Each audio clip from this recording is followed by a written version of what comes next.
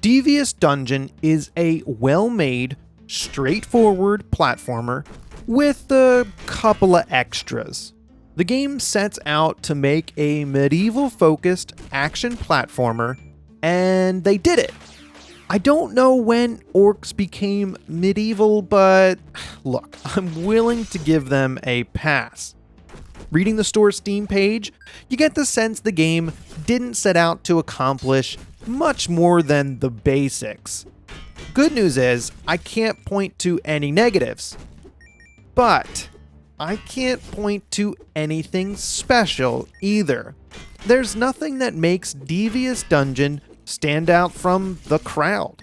Nothing I can call out that will make anyone excited to play. And that's fine, you might want to play a standard game. It's exactly what they advertised. If you want to know more, well, Devious Dungeon's goal is simple. Collect a key to unlock the exit and make it through the game's 68 randomized levels. The key and exit can be anywhere in the level. You can stumble on the exit first, then go look for the key, and have to make your way back. The layouts aren't linear. While the levels are small, there are multiple paths to explore. Many lead to a dead end. There's also orcs, wolves, and other enemies in your way. One strategy is to ignore all enemies to get the key quick and exit quick. It's safe, but you'll miss out on experience and gold. There's always a risk engaging the enemies, though. Keep in mind the game is broken up into 5 areas, with a boss at the end of each. Devious Dungeon saves your progress incrementally. Here you can see how the game allows you to start from level 1, 4, 7, 10, and the boss. This makes the strategy of getting through the levels, safely ignoring enemies, viable. After dying, you can start from any of these levels, even the boss. So if you die between them, you'll need to replay some levels. It's generous they chose the boss as one of the checkpoints. Having as many attempts as you like makes it easy. It would be difficult to get stuck in this game since death doesn't hurt you.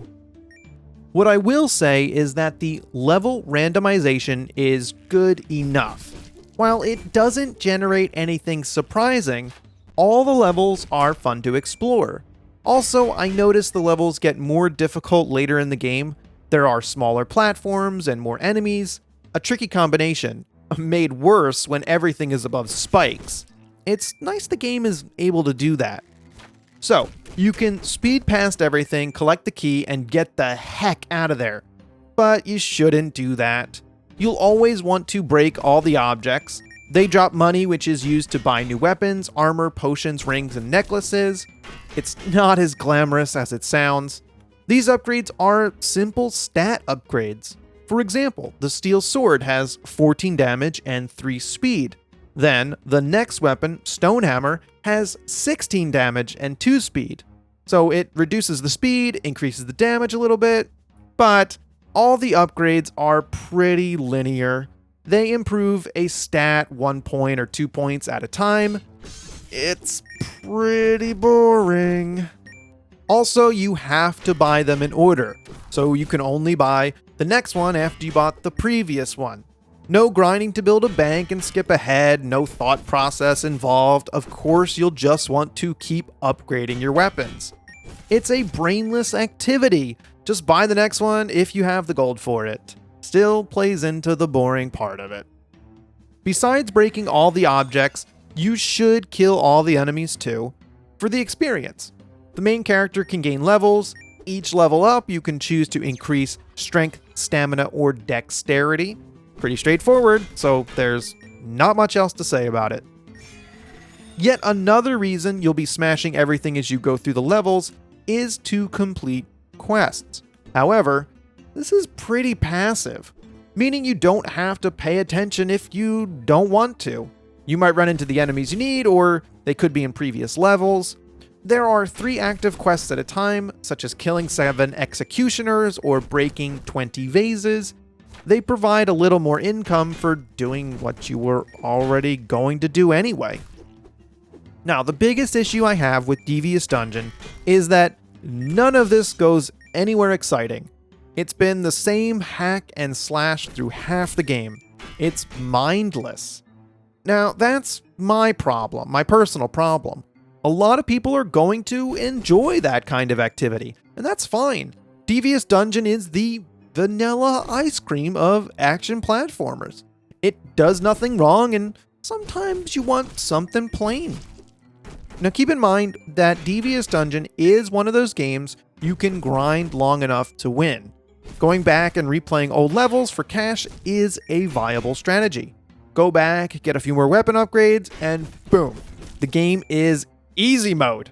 This will happen naturally, too, if you die a few times, replaying those levels and getting the extra gold. Truthfully, by the time I hit the second boss, I was ahead.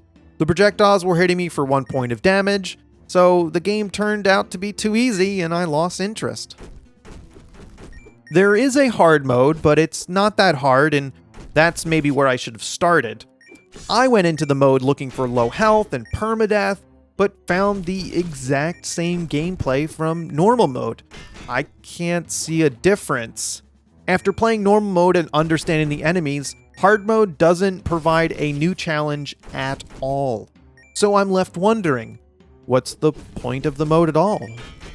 You've heard me say this for other games, and I'm gonna say it here again. Where is the speedrun mode? If you build it, they will come. Something to allow players to have a challenge.